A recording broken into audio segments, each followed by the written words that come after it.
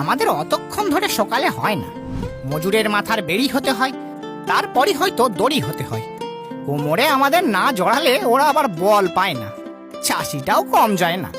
ভাত বইতে থলি হতে হয়, মুড়ি চিবাতে থালি হতে হয়। রোদ্দুরে মাথা রাখতে টুপি কিনতে চায় না। এত গন্ধ ছড়ায় না, ক্লান্ত দেহের ঘামের জলে চোখের জল বোঝা যায় না। সময়ও হয় না, কারণ চর্বিওয়ালা হাতও মুছতে হয়, আবার পান্তা ভাতের পাতও ঢাকতে হয়।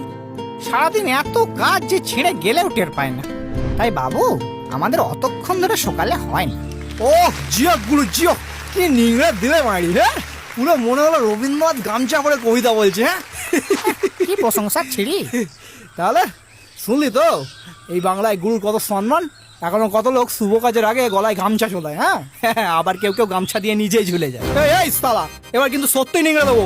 চাপ বেটা লোকাল ট্রেনের মাল, বেশি কথা বলে না ধরে ছেঁড়া কাটায় তালি মেরে দেবো। এই তো আলে, তুই কিন্তু আমার শিষ্যের সাথে এরকম নিংড়ে কথা বলতে পারিস না। তো তোমারও শিষ্য আমার সাথে নিংড়ে কথা বলতে পারে।